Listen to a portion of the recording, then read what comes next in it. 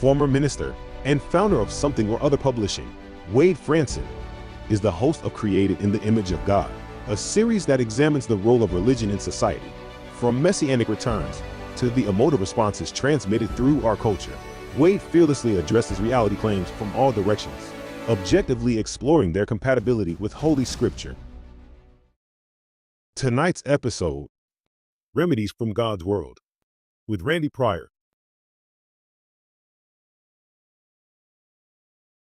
Franson, host of Created in the Image of God, the Role of Religion in Society. I'm here with a live airing of a pre-recorded segment with Randy Pryor. Randy Pryor is a veteran of working with relationships with the fairer sex, with our better halves. He and I have shared some interesting discussions in preparing for this show, and I'm very excited to have him here with me in the virtual studio. Randy is providing us remedies from God's Word for husbands seeking to repair a broken relationship. And I can speak from experience about trying in vain to fix it. One of the keynote scriptures that he refers to, Ephesians 5:25, as he shares, calls us to love our wives. So we'll welcome him now into the studio and get to know him as we launch this episode number 101, airing on June 4th, which is my daughter's birthday, by the way. Welcome to the studio, Randy. Thank you so much. Pleasure to be here. So what we like to do in this first segment is dig into your own creation story. You know, created in the image of God refers back to the Garden of Eden and our creation as a species, male and female, by the way. But we always like to get to know a person by figuring out what are those pre-awareness experiences? Who were your parents? Where did they come from? What were the events surrounding your origin story that helped make you? What radioactive spider bit you in your pre-adolescent years? Great question. My folks were divorced when I was 3 years old. So I was raised by my mom and grew up learning that money was number one. That was top priority. Make the money, because then you have options. And that's what I learned pretty well. And I took that, unfortunately, into my marriage and didn't understand why that wasn't working. Why, if I could provide everything, because that's what the world teaches us. If you want to be a good husband, then you need to become a good provider. And unfortunately, that's kind of all the world teaches us. So us men are good at that. Yeah, let me unpack that a little bit. So your parents divorced. Were you living with mom then? Yes. From about the age of 3. Mm-hmm. And so money was a huge challenge, no doubt. And did you sort of adopt then more the male role of provider, but from a perhaps weakened starting point? Not exactly. I was a little kid at the time, so I just learned, that my mom is in charge and she's going to work at least 1 or 2 jobs all the time. And okay, this is how the world works. And I saw my dad like every other weekend. I didn't really know that that was odd. There were so many kids growing up that had divorced parents that, okay, this is how we do.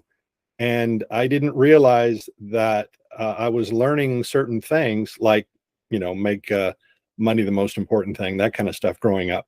Right. And, that was tough. So what I'm getting at, though, is, the role of breadwinner has typically been a male role throughout human history, all the way back to the Garden of Eden. And your family was financially challenged. My question was really more, do you think that subconsciously, even as a very, very young boy, you began to feel the need to apply your testosterone to fix the situation and be the hero and help resolve the situation? And I mean all of that positively, but yet it's a challenging situation from a point of weakness where you don't have that father figure living with you. And all the statistics show that single family homes don't deliver the same privilege to Absolutely. those that have both parents. Yeah, absolutely. Yeah, it was definitely on my shoulders to go out and make the money. And if you made money and was able to, buy all the stuff, then that meant that you were a success. And anything other than that, and you weren't successful at all. So you have to go out and make the money. So yeah, absolutely. I learned that really well. And that's, I guess, like you say, from a very young age, I knew that my role was to make money and provide Right. for everybody. Because it was a weakness, it was a flaw in the overall reality of your childhood that perhaps overshadowed a more balanced approach that would have led to a healthier overall situation and relationships. Is Absolutely. that fair? Oh, yeah, absolutely. Yeah. As long as I brought the money in, then things would be fine. Yeah. So I think going back to my own story, I've reflected on this many times that, my father was from Sweden, and that North European mentality was very much, as long as the husband brought home the money, that's all his responsibility ended. And then the woman had to sort of take care of everything else, Right. for better or worse. Right. And it was Absolutely. a model that kind of worked sort of for many people for many, millennia. Right. Yeah. It kind of worked for me until it stopped, until it didn't. I was basically, I was an entertainer for 40 years. I was a comedy magician and juggler. And my grandfather, who I never met, he passed away before I was born. My mom's father was an entertainer. So when I chose, or when the profession chose me, she was on board. She loved it, that I was, entertainer and making people laugh. And that was going to be great. And I did that for a very long time. And that was a But lot of fun. I'm sure that with that kind of a career, there's a lot of hustle involved. There's a lot of periodic uncertainty, ups and downs, Mhm. lean years and fat years that put stresses and strains over time. Yeah, and I poured myself into it, and I was fortunate to have a really good career, and we had a lot of fun. About halfway through my cruising career, I worked on cruise ships for about 7 years, and about 3.5 years into it, I married my wife and brought her on board, and she was part of the act, and we had a great time. And then we decided, it's time to have a family, so we got off the ships. Wow. And yeah, that was a whole different life when we said, okay, well, I've got to still bring home the bacon. I got to make the money. So I've got to really hustle because it's different. We got used to the cruise ship life, and it was very lucrative and it was fun and all that kind of stuff. But when I got home, I found 3 different local places, theaters that I could perform. And that was all. I was doing well for quite some time until 2 of the 3 of them closed within 60 days of each other. Wow. And I panicked, and I poured into it, and I worked and I worked. And I thought, well, of course she understands. Right. We've got, that was about that time we had our second child. So now I'm doing nothing but just making money, just working really hard. And yet she asked me many times, hey, I need more help with the kids. Hey, we need you to be around more. It's not just about the money. She told me many times, and I heard, go make the money and everything will be fine. Yeah. That's what I heard. And it wasn't. And she Yeah. finally said, look, I can't do it anymore. I don't love you anymore. I want a divorce. And that Yeah. rocked my world. Well, I want to get to that, but I want to go back one more time, just by way of getting into this topic. Did you ever study Jung, the protege of Freud, and his psychology and his efforts? Nope. So the reason I bring it up is one of the things that Jung talked about in particular. Well, Freud, I think, talked about this, but was kind of like a money fixation. And apparently Jung himself had this, where he grew up in circumstances where he was always aspiring and wanting to be at the next level up in society. I mean, he was obviously doing pretty well in Vienna there, where with Freud. But he wasn't quite there, and so he recognized in himself sort of this psychological money fixation, and that really got me thinking about these areas of weakness, or maybe even darkness, that are kind of like a demon. And I don't mean to go into demonology at all, but figurative speaking, they're like a demon. They're like something that's haunting you, something that's oppressing you, something that's causing you to make bad decisions on a daily basis in how you treat other people in your micro relationships because of the focus. I mean, was there some of that going on? Maybe again, going back to that childhood experience with a single parent and a mother who, for her, that was existential. and that seemed then therefore to be everything. But for your wife, it kind of wasn't. Absolutely. Yeah, I was definitely focused on money just because, she had the kids and it was my job. Like you said, I learned it from a very young age. It definitely was my job to bring home the bacon and get the money and do whatever it takes, or I'd be a failure. Right. It was definitely black and white for me. It was, well, somebody has to do it, and she's not bringing in money, so I have to be the one to bring it in. And I just focused on that. It did feel like, well, there's a lot of pressure on that. I don't know if it felt like a demon, but it certainly did feel like this is it. This is my only choice. Yeah, I mean, another way to put it would be a false god. I don't know what's worse, a demon or a false god, right? Yeah. But figuratively speaking, I'm not talking, really spiritually in that sense, but obviously there's spiritual overtones. So, I just find this kind of deep psychological reflection fascinating, because I've had to sort of go through my own self-therapy through my own crazy turmoil upbringing. But share with us then, what you were feeling at the time as this was falling apart, and as you were maybe belatedly realizing, oh, it really is over. And how long did it take you to keep sort of banging your head against a wall after it was too late? Share with us those experiences, if you don't mind going deep into the personal side of it. Sure, absolutely. I use the phrase that I hear constantly with all of my guys. Well, I knew it was bad, but I didn't think it was that bad. And it hit me like a ton of bricks. I thought that we were doing okay. I knew that, she wasn't getting everything she needed from home, but I didn't think it was divorce worthy. I didn't think it was nearly that bad. So when she said, it's not working for me, I'm out. All I could do is plead and try to convince her that she's wrong and I'm right, and she shouldn't do what she wants, and this is going to hurt the family and all that kind of stuff. And being an entertainer, all I could think of was, well, I've got to do something more, and entertainment on land now is really difficult. So I'll pour myself into getting some work on land that's maybe not entertainment, right? Online marketing. And I dove into that and I poured myself into it. And she wasn't having it. She couldn't see my vision of, hey, well, it's going to work and we're going to make a bunch of money. And she wasn't seeing it at all. So she finally pulled the plug, and I had no idea. I found out what codependence was all about. I finally understood that, because I was certainly codependent on her without even realizing it. Right. Yeah. So what would you have done if somebody had said, here's this Herculean quest, just do this and your marriage will be saved? How far would you have gone if there had been a silver bullet, and the cost of that bullet? What would you have done to have salvaged the relationship at that time? Sure, that's a great question. The reality is, all you need is a Wayback Machine. So you go back in time, right? And there's very few of us that could do that.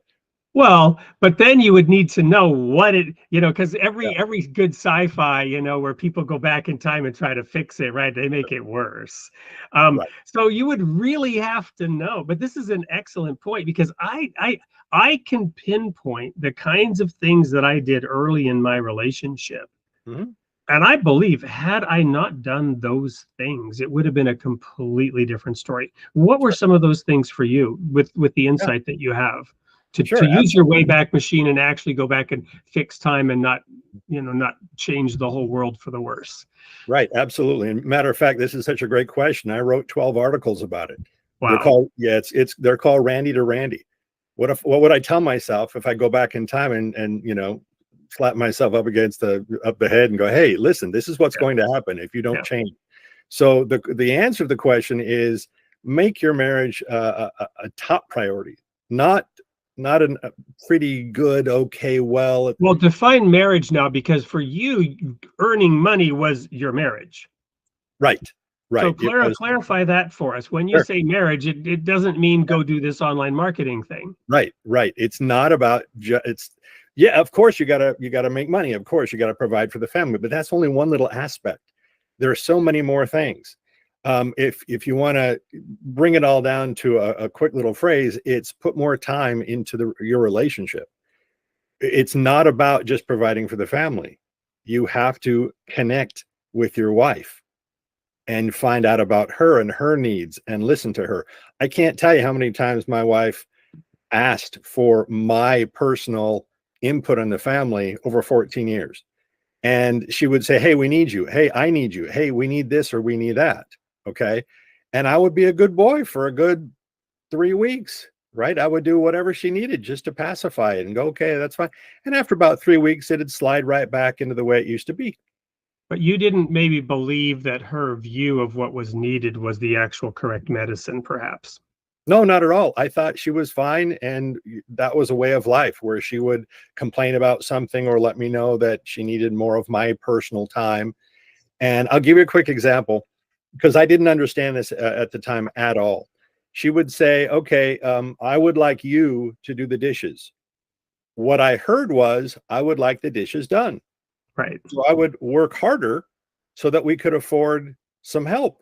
And I'd hire somebody to come in for 2 or 3 days a week. So that way, in my logical brain, the dishes were getting done and we could then go out to a movie together and spend time together. So that's the right thing to do, right? Right. And of course, the answer for her was, that's not what I said. I said, I would like you to do the dishes.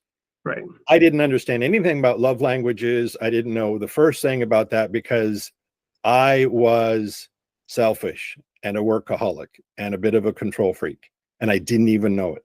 So it made no sense to me for me to do the dishes when I could simply hire somebody else to do them. And then we'd have some time to be together. So I was doing life my way, right, not listening to her.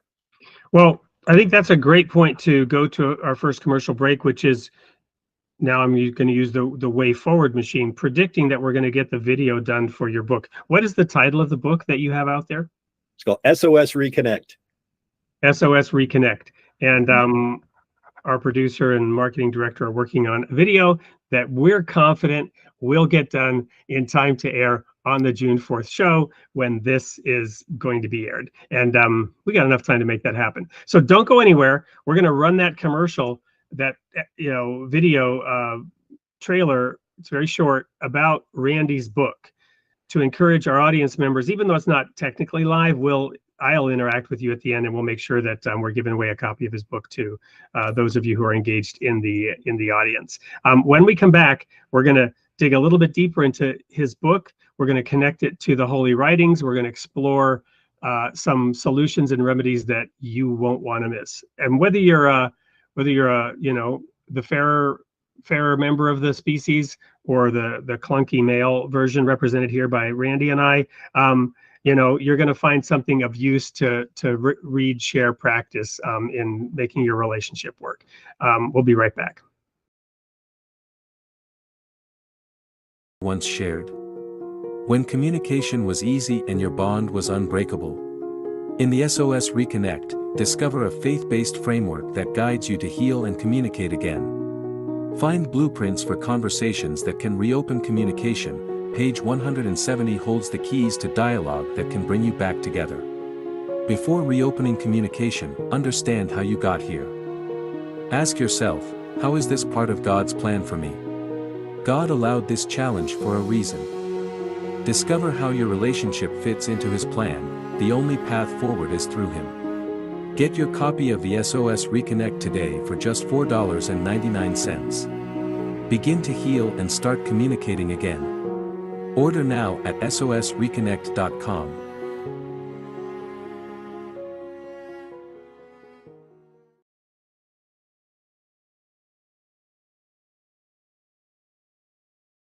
This is Wade Franson for the June 4th airing of Created in the Image of God, episode 101, with Randy Pryor, who is here teaching us male of the species people who sometimes have challenges in making relationships work. So welcome back, Randy. Thank you. Right before the break, and by the way, we're going to get a copy of that book we just saw the video of, presumably, if the future was predicted correctly. So that all the audience members who participate will have access to hopefully get a copy of that book, at least one of you. in that book, I'm sure you have many remedies and solutions, but I want to dig back just a little bit into what we were talking about, the early years of your life, and correlate that to what you shared about how your wife asked you specifically to help with the dishes. Your solution was to go out and earn more money and hire some help, and that didn't do it for her. What led to that sort of echo chamber disconnect where you in your own mind thought, this is what she really needs? Or, you know, she's asking me for what she wants, but I'll give her what she really needs, kind of thing. Right. Yeah, it's very simple. I didn't want to do the dishes. So I don't Why didn't you want to do the dishes? I don't know. It's one of those things. I don't like dishes. I don't like laundry. And if I could do pretty much anything else, I'd rather. So it was a good example of why our marriage didn't work. She would ask very plainly for what she wanted, and I figured out a way to do it my way. Do you think that there was a perceived arrogance, perhaps a real arrogance in your response to that? Like, dishes are beneath me, laundry's beneath me. What does that say about her? Well, maybe there might be some of it there, but yeah, it probably closer to I don't know if it's beneath me, but I just don't need to. I don't like it, so there must be a reason for it. And my logical solution would not only take care of the dishes, but it would also give us some time together, which is what I assumed that she wanted. So were you able to get help in the household for her? Yeah, for a while? sure. And how did that work out? Did she like that? Did she resent it as being more trouble than it's worth? How did that play out, practically speaking? Yeah. It didn't play out very well at all, because every time we had help over, all she could think of is, you're spending money you don't have to. Yeah. Right? Why don't you just do the dishes, you dork? Yeah. Yeah. So basically, I mean, to summarize it, you weren't really respecting her view, her perspective, her opinions, and so let's get into then scripture a little bit. Were there some perhaps misunderstanding of scripture? I mean, typically you've got this historical husband is the head of the wife kind of perspective. Was there some of that going on where you knew better and you were going to make the decisions and her input wasn't really valuable? Not at that time. It wasn't scriptural at that time at all. I called myself a Christian because I liked the church I was going to whenever she made me go. But it wasn't me leading the family. I didn't know what that meant. I didn't understand why I was supposed to be the spiritual leader of the household. I didn't understand any of that. Okay. I was, an attender at church. So it just felt like it was a better logical solution to me than actually me getting my hands wet and doing dishes. So was the timing of all this part of the reason why you got deeper into the church, into scripture, into a connection, a relationship with God? Absolutely. Yeah. When she said, I don't love you anymore, I want a divorce, my world imploded. I had no idea what to do. I really didn't. So the only thing I could think of, I grabbed my dad's old King James Bible, and I'd never grabbed it before, and it was huge. And I opened it up and started to read the these and thous and confused the heck out of me. I didn't know anything about that. So I went to my church, and fortunately, I just talked to one of the pastors there, and he said, yeah, there's a group here that you might want to look into. And there was a support group at my church for separated guys. So I dove in and I learned all kinds of things that I should have been doing for the past, 14 years with my wife.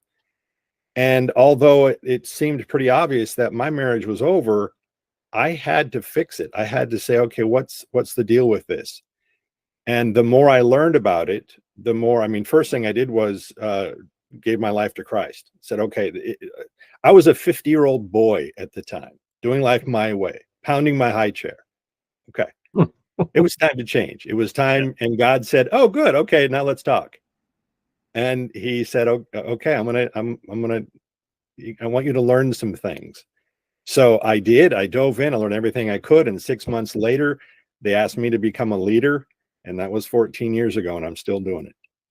Wonderful. So going back 14 years ago, what were some of the things that you began to discover in those initial forays into the Word of God and discussions with other men in similar circumstances or learning similar things? Yeah, great question. We are, for us males, God made us different. I know we all know this, right? Men and women are different. They have the emotions and the nurturing and the intuition, great stuff, but that's not how he made us. He gave us the logic and the need to fix things. It's in our DNA. Again, no mistakes, but we're using this life on this broken planet to understand that, to develop our character, because he's not really concerned about our comfort.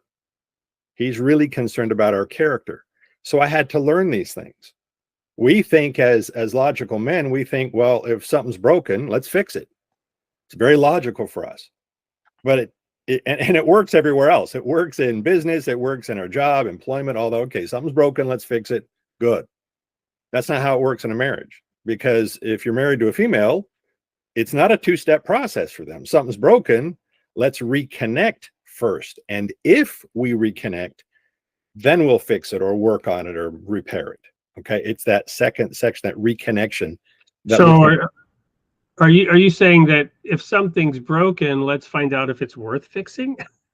No, I'm saying if something's broken, connect with your wife. Talk to her. No, I'm saying from her perspective, right? This is broken. Let's reconnect and find out if it's worth fixing, or if we agree on how to fix it, or what? Yeah, it's always worth it. Yeah, it's always worth fixing. No, I get that. What I'm getting at is that, what is really the essential difference there? Because in that sense, the woman would want to fix it too, right? And in a relationship, she might be the first one to figure out that it's broken. Right. But the guys assume that once you work on the issues, then that's going to fix it. And the wives are generally not interested in the issues. There's the issue, what it seems like, do the dishes or whatever, but there's an underlying issue. Okay. So in other words, a better analogy might be, the man wants to solve the symptom, right? Let's Right. take a pill to address the symptom. Right. And she's like, no, there's a deeper issue here. Right. As in, okay, I'm thinking it's about the dishes. It's not about the dishes. Yeah. If a wife gets upset at their husband and she blows up and says, "You never take out the trash," I can promise you it's not about the trash. Yeah. There's something, much deeper than that. And that just, came to the surface and blew up or something, like the dishes. Nope. There's much more going on. Like, I'm not listening to, she doesn't feel heard. She doesn't feel listened to. She's not getting what she needs at home. And those are the things that I can help guys with, that I've learned all about. That's completely different than what we're thinking. Yeah. Well, let's spend a minute on these differences. And I want to specifically address these from a religious perspective, because I'm a Baha'i. We also stream on something called the Clearwater Baha'i channel, and thank you to them for sponsoring part of the show. And we stream on a bunch of different, Christian channels and other channels as well. But in the Baha'i faith, the equality of the sexes is really important. The inequality of men and women across the planet, and there are still many nations today where women are definitely an inferior species, where they don't have the same legal rights, where they are really treated as second-class citizens. Maybe less of an issue today in the Western world, but when you start talking about differences, people often will interpret that as superiority, inferior, one being better. But I don't think that's what you're referring to at all. No, not at all. Right. No. So unpack that for us a little bit, these differences and how they might be complementary rather than a matter of equality or superior or inferior. Right. We need them both. We need the logic. We need the emotions.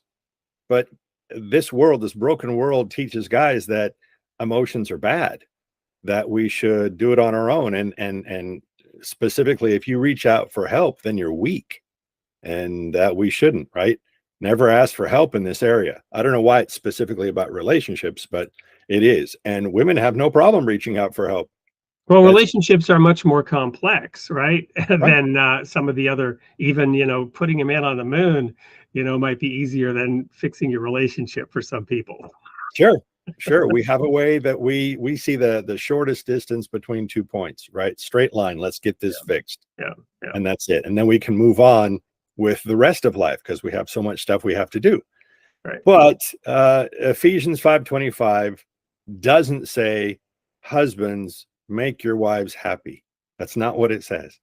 It says, husbands, love your wives as Christ loved the church and gave himself up for her.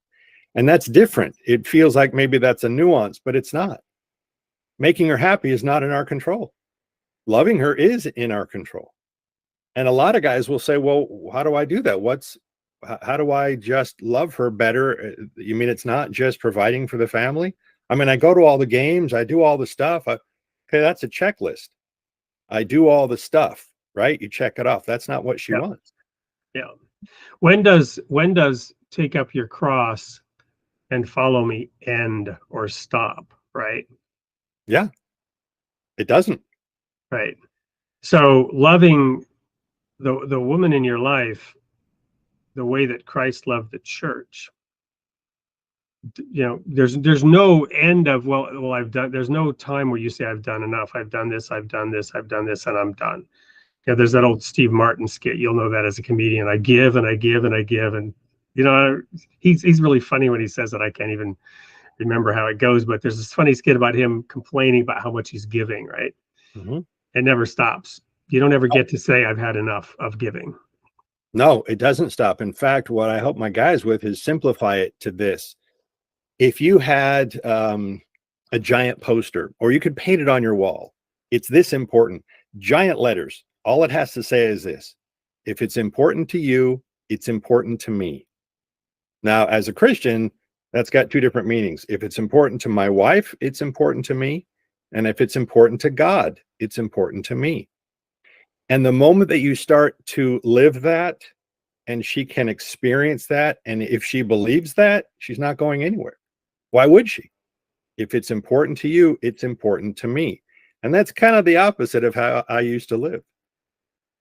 So how do we as individuals, or how do you help people who may be confused about what's important to God? Let's take the issue of money. I could bring up similar issues from my own life, but I don't want to talk about myself. I'm not afraid to talk about myself, but this show is about you and your message. So we'll talk about your example. When you were focused on earning money, you thought, and you mentioned, okay, you weren't really focused on God, but still you thought that was the right thing to do. You would have thought God would be pleased that you're providing for your family. So how does one discern what's really important to God when the relationship is struggling and failing, and let's say it was a pastor who's failing to love his wife because of his service to God and service to the church? I'm sure that comes up in some of your discussions with the men's group or whatever that you're leading. Absolutely. Most of the time, not loving her looks like choosing something else, working too hard, really anything. I mean, you can put a hobby above your marriage. You can put all kinds of stuff above your marriage. We all have the same amount of time, right? 24 hours in a day. We all have that. So it's really based on our choices. Do we choose to connect with her? Because it's also not just about communication. It's about connection. Do you connect with her and find out where she's coming from, how she's feeling? Do you put her first? The way I look at it is we put Christ at the center of our lives, and then we put each other first. But as men, we need to lead by example, right? So it's not about, I'm going to do this because I feel this is right. Well, if you're married, it's a team, and you really do want to say, okay, how are we doing? One of the things I highly recommend is what we call a family business time. Like whether it's a family meeting, once a week, get together with your wife and just say, hey, how are we doing? That also gives you an opportunity. So throughout the rest of the week, you don't have to pick at each other. Hey, this didn't work for me, or that's not working right. You have a time on whatever, Sunday afternoon after church or whatever.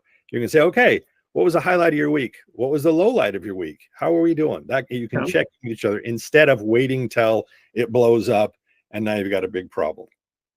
Yeah. So again, sort of from the Baha'i perspective, that would be called consultation, right? Consultation with your wife, consultation with your family, getting together, talking it out. But the principle is absolutely there. in the Bible and the Christian scriptures, which would make total sense. So so how has that changed for you? Because you had a failed relationship, which is when, you really started digging into all this. But I understand today you have a successful relationship. Oh, as a matter of fact, the best. We ended up in divorce, and it took me a good couple of years to get out of my own way. But after I gave it all, including the whole divorce, after I gave that to God and got out of my way, my ex-wife and her husband are two of my best friends. And that doesn't happen under my economy. That only happens when I let it go and say, okay, what's best for everybody, including my kids. So that's it. It's very interesting, and I don't expect anyone else to get that, especially if they're going through a really bad patch, right? If they're going through a separation or divorce. It's too far in the future of, well, that'll never happen. That's much more normal to say, okay, we're going to fight, and how, after she divorced me and took my kids and this and that and everything, okay, I just had to get out of my own way and say, okay, what is really important in this? Well, right now, if you have some, folks in your audience that are perhaps going through a separation, one of the most important things you can do is listen to each other. And I'm talking, mainly for the guys out there. Listening, actively listening, is much more important than trying to communicate your perspective. That's why even couples therapy, couples counseling, that fails 85% of the time.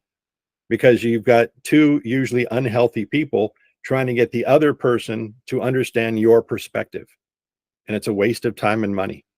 It's much easier to go in saying, okay, what can I learn from this? I want to learn her perspective. Is that something that I can do anything about? So that's much more important. In fact, I completely agree with Stephen Covey when he says most people don't listen with the intent to understand. They listen with the intent to reply. Right. Seek first to understand, then to be understood. That's the principle, right? Stephen Covey. Yeah, that's a great principle. Yeah. And I'm the poster child for doing that incorrectly. I don't know how, but for some reason, it's hard. I thought it was important to be able to solve her problem as she's telling me her problem, because that means I'm on the ball and I got it, fixed. What a knucklehead. Yeah.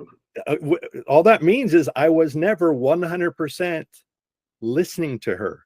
Right. I wasn't giving her my full attention. My mind was going on how to fix it, right?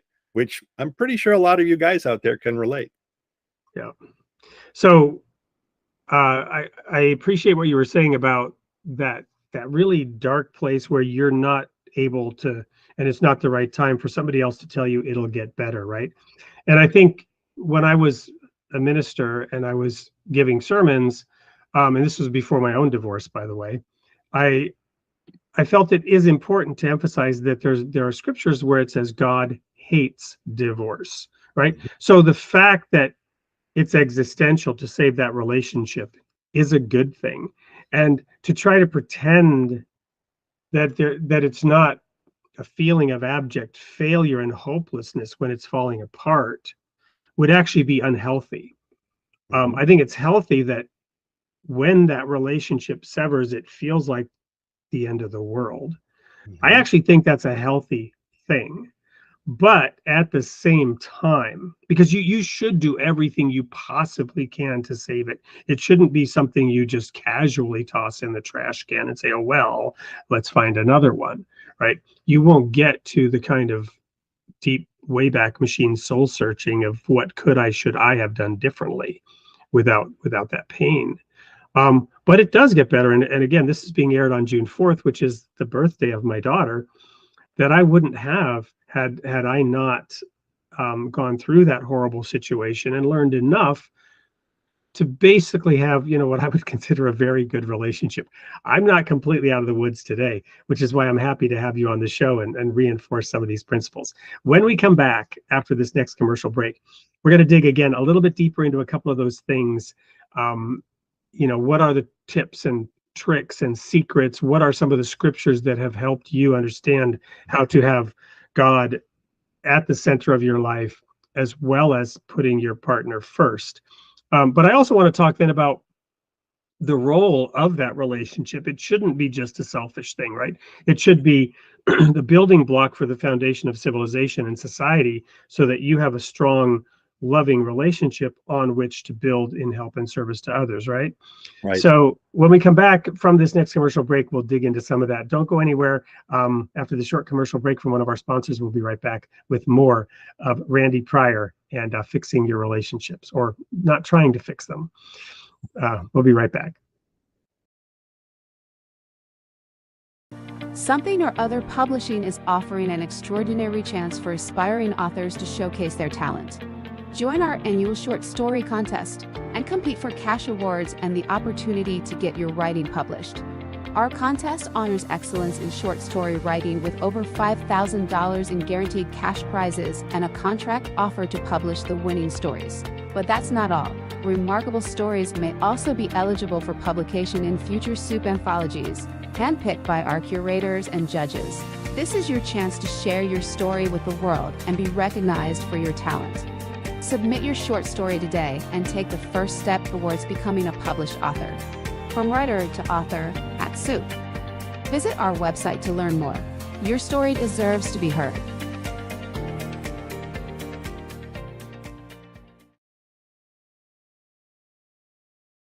With Randy Pryor, Created in the Image of God, on June 4th. Right before the break, as we often do, I put my foot in it and I began to use some wrong language. So Randy, help us understand maybe some of the language. What are the tricks and tips and the scriptures and some of the things to do and not do, to both keep the relationship from getting on the rocks and maybe trying to repair it if things are not working out so well. Absolutely.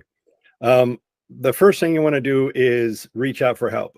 I mean, honestly, was help available during my 14-year marriage? Of course. But I was a knucklehead and I just thought, no, I got this. I can make this. It's not that bad. Okay. If you suspect that something's not happening, it's not, the first thing you want to do is reach out for help. Okay. Now, it's Malachi 2:16 that says, I hate divorce, declares the Lord of Israel. So we know that God is on the side of the marriage. He invented marriage. Okay. So we know he doesn't want divorce. But what we do is panic, right? 99% of us will panic and go, okay, well, how do I stop this? How do I fix this? Okay, if you want to fix this, and this is hard, if you really want to fix this, you got to stop trying to fix this. And where else on this planet does that work? It's kind of like saying, well, just leave it alone. It'll repair itself. No, that's dumb. That's dumb. It's interesting because your body works that way. I mean, you may have to put some salve on it, but it heals itself. Yeah, you get a cut, it heals itself. You got to take care of the wound, but you're not fixing the wound. Right. It's not about changing her mind. That's not it at all. If you're going through a separation, right, especially if you're headed for divorce, she's thinking two things. Number one, I can't stand the way it is. Number two, I can't imagine that it will change permanently. Now, that doesn't mean that it can't change and get better. It just means that right now she can't imagine it. And that's based on her personal experience with you, whether it's a year or 30 years. Okay. She's got experience. She knows that you'll say or do whatever it takes to change her mind. Well, that's not going to work because her biggest fear is that you do change, you guys get back together and things are great for a while. And then they slide right back into how they used to be. That's her biggest fear. So if you're separated, I got some bad news. Your wife is not coming back to you. And I know that sounds harsh, but she's not coming back to you. She may go forward with you, but she's not going backwards. So anytime you suggest counseling or therapy or working on the marriage or even working on yourself, that feels unsafe to her because it represents going backwards, and that's not where she's headed. So that's why it doesn't work. So what does That's interesting and profound. I mean, I don't know if it's a typical male thing to not sort of see that perspective, but you've just helped me, gain some insight into how the problem is actually structured and why you can't fix it, because she doesn't want it to be fixed. She doesn't want it to go back to the way it was. And the man typically does because he didn't see anything wrong with it. Exactly. It was working for him. Right. Right. I just want what we had. I just want to go back and fix it. Well, in her mind, if don't you want what we had? Yeah, I want what we had 10 years ago, but that's not what we have had. Right. What she's got now, what she's facing is, in her mind, irreparable. It's broken. I don't want to fix it. I can't do it anymore. I can't take the chance of doing it anymore. So if you really want to repair this, you have to let go of changing her mind, fixing the problem, working on the issues, and expecting something to change. There is a way through this. That's the great news. The hard news is there's only one way through it, and it's not about trying to change her mind. Want to know what it is? Here's the ticket. Absolutely. Here's the deal. And I know this seems, kind of odd, almost counterintuitive, but the way this works, and I've got lots of clients that'll back me up on this because they're happily, reconciled and all that kind of stuff. So here's the deal. What does work and is in our control is ourself. So the goal is to become the best version of yourself as humanly possible, right? The man that God made you to be.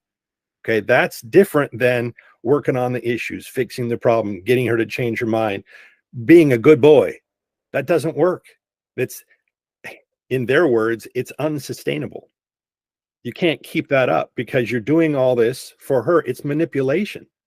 If something's wrong and I buy her flowers, she knows that's just, soon to be dead plants. Okay, that's not going to fix it, right? But when we say, okay, I'm going to work on me, 100% focus, 0% focus on the marriage, the issues, trying to change her mind, all of that. I mean, I've been doing this a long time, 14 and a half years. And I have yet to hear any wife say, "Oh, honey, you're right. Thank you for showing me the error of my ways."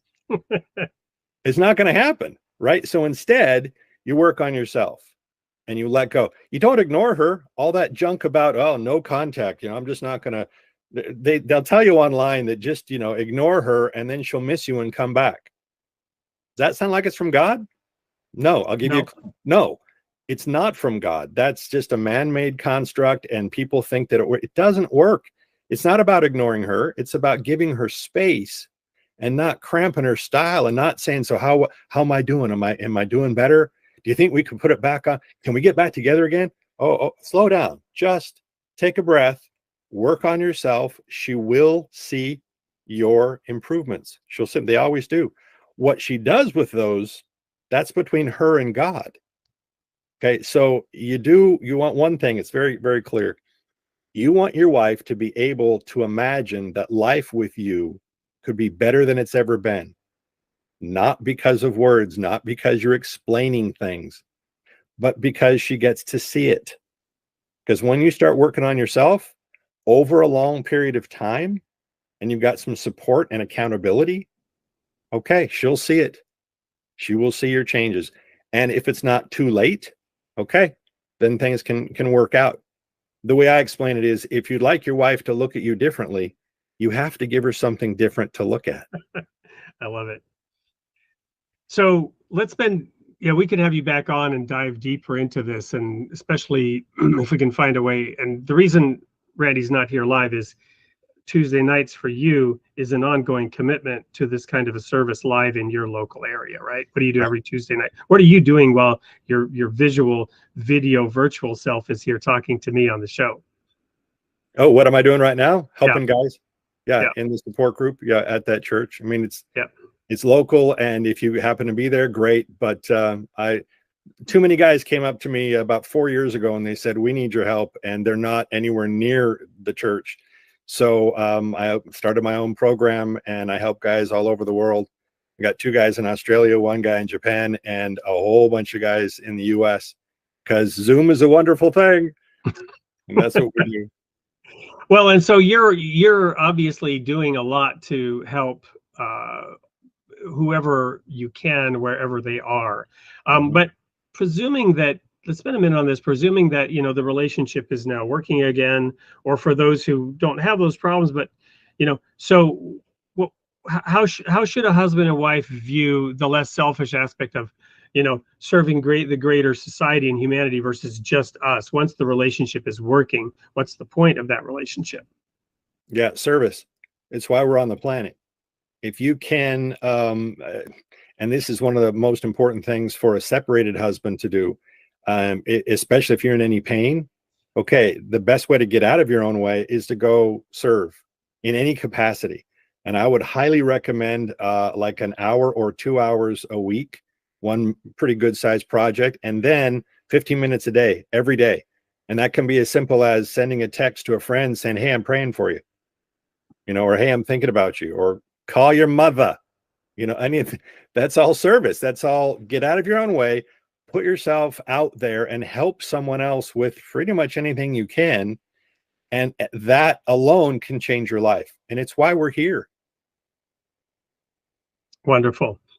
Well, I think we've covered, most of what I had hoped to get on the show. There's much more that could be said, and I'm sure you'll get an invitation from us to have you back and go deeper into this. We're going to go to one final commercial break. When we come back, I will try my best to engage with some of the audience comments. Who knows what else I might have up my sleeve by the time this show airs for that final segment. But we're going to go to a last commercial break. We're going to say goodbye to Randy here in a minute, and we'll engage with the audience and figure out who to send a copy of his book to. But Randy, it's been such an honor having you on the show tonight. What are the final words you'd like to leave with our audience based on your experience and your service? Absolutely. It's never too late. Okay. I've seen guys, I even have one of my clients was divorced for 2 years, blocked on his ex-wife's phone, couldn't contact her at all. And he joined our program and started working on himself.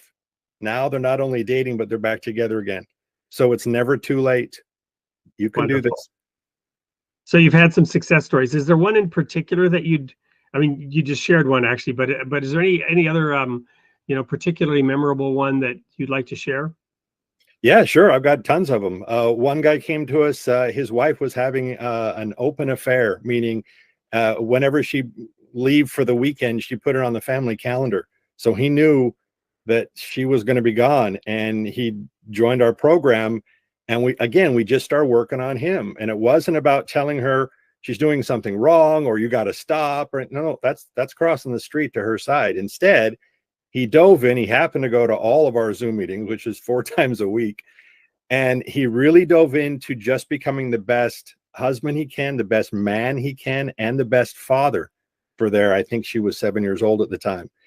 And after about 3 months of work, he was ready. So we gave him what to say, and he confronted his wife, but said, hey, can I run something by you? And she said, yeah, what's up? He said, yeah, this isn't working for me. So I found an apartment. It's not too far away because, of course, I still want to, see our child. And so I'm going to move out, and we're going to take it from there. And she said, hang on. I've been watching you, and I've seen what you're doing, and I really like it. But how do I know that it's going to stay this way? Then he gave her the truth and said, well, I don't like the way I used to be, and I want to be more of God's man. And she said, yeah, I've seen the changes. And he just said, look, that's where I'm headed. That's my direction. And if that works, great. Well, she literally picked up the phone and called the other guy and broke it off, and they reconciled, and they're back together and doing great. That is an amazing story. You can probably see I've kind of got tears in my eyes listening to that. Very inspiring. The leadership, the servant leadership, the laying down one's own life. I mean, the sacrifice, because which one of us can imagine having that level of taking the high road if we were in the situation? Typical man, you'd be, both from a, mature level, kind of angry, but as a childish reaction, hurt, all these mixed emotions that you would have of being in that situation. I don't know how I could possibly have handled it like that, but sounds like the program was, just a wonderful support for him to get there. Absolutely. And he told me that he took it to work as well. And he mentioned 2 different guys that worked under him that decided not to kill themselves because of what he learned in the program and passed on to them. Wow. Well, there you have it. The role of religion in society, how this is like a pebble in the middle of a water. Get right with God, get right with your relationship to yourself, work on improving the relationship to your wife, and it's visible to the whole world. It's visible to the outside, and it spreads positive reverberations. Randy, thank you so much for taking the time to join us tonight and record this show today and record this show that we're going to air. Looking forward to hearing more about your work going forward, and hopefully having you back in the future. But thank you for your service, and it's been an honor and a pleasure. My pleasure. Thank you, Wade. We'll be right back after this commercial break. Don't go anywhere. Overwhelmed by the confusion and chaos of today's world. Politics, the media, and even the environment have become increasingly challenging landscapes to navigate. We're living in a narrative that began 4 decades ago, and now we're reaching its climax. What the hell is going on is here to provide clarity and perspective. Don't get triggered by another tweet or misled by clickbait ads. Gain a deeper understanding and grasp the broader picture. Understanding is powerful. When we comprehend the news in context, we can see through the sensationalism and misinformation. Get insight and clarity by discovering what the hell is going on post-COVID. Cowan's insightful and well-researched work will help you navigate the complexities of today's world. Order your copy today.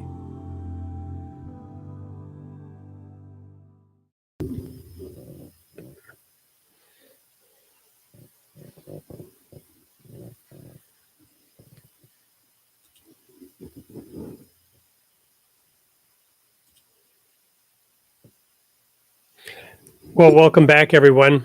It's just me here in the studio with my daughter's cat, Coconut. So I hope you enjoyed that show with Randy Pryor. All we have left to do is review a couple of the comments and figure out who deserves to obtain access to Randy's program. So there were many great comments. I don't know that I actually can pick one. I may just share some here and then invite anyone watching this to email us. Here's one from TMP 2024. My dad used to say money isn't everything, it's the only thing. So that person relates to what used to be the case in the good old 50s here in America.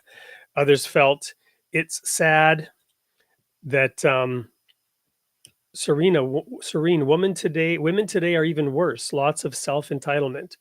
I'm thankful that I'm thankful for what I have. So thank you so much, Serene, for sharing that. Both sides of the equation have things to improve. Tonight's focus was on the men. Here's another insightful comment from TMP 2024. We often internalize traditional gender roles, which can lead to feelings of guilt, shame, or inadequacy when not meeting financial expectations. I know I feel guilty when I fall short. And I can absolutely relate to this in that the changing landscape, the changing world requires so much more from us and requires different things from us than our fathers and grandfathers and great-grandfathers or great-grandmothers. And there's been a lot of talk about, super women thinking they need to do it all, and when they transitioned into the working world and whatnot. But this applies equally to men. It is hard to meet expectations of everybody else, and ultimately it's the couple and their expectations of each other and their needs for each other that matter, not any defined norms of society.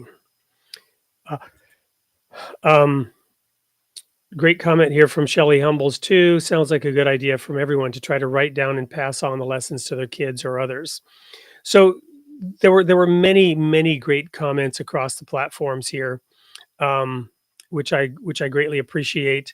I don't really know which one to and also here's a good one too from Serene. You must be married. I'm not sure if that was for me, for Randy, or for someone else in the audience. Perhaps it was for this person. OHZ fan, listening is key.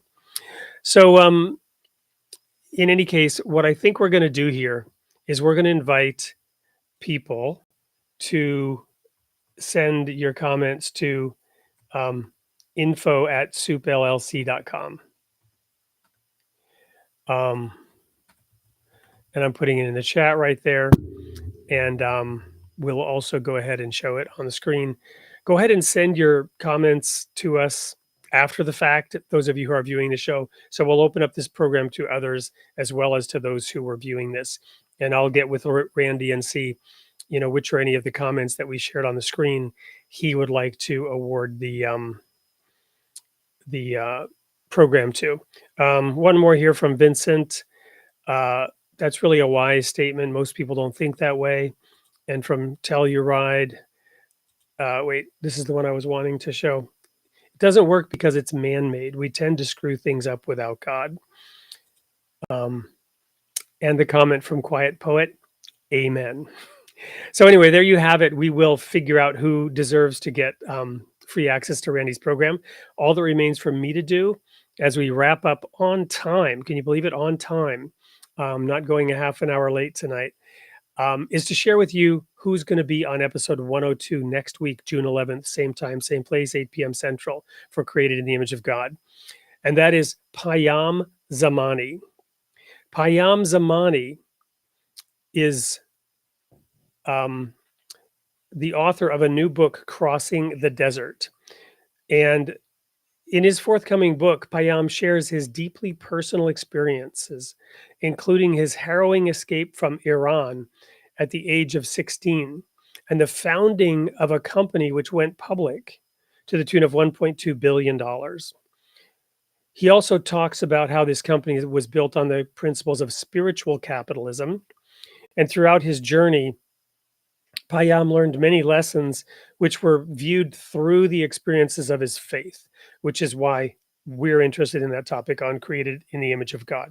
So very excited to have Payam on the show next week to share the tragedy and the triumph of his escape from Iran and his success in America. You don't want to miss that one. 8 p.m. Central Time, Tuesday night, next week, June 11th. Until then, everyone, may God be with you.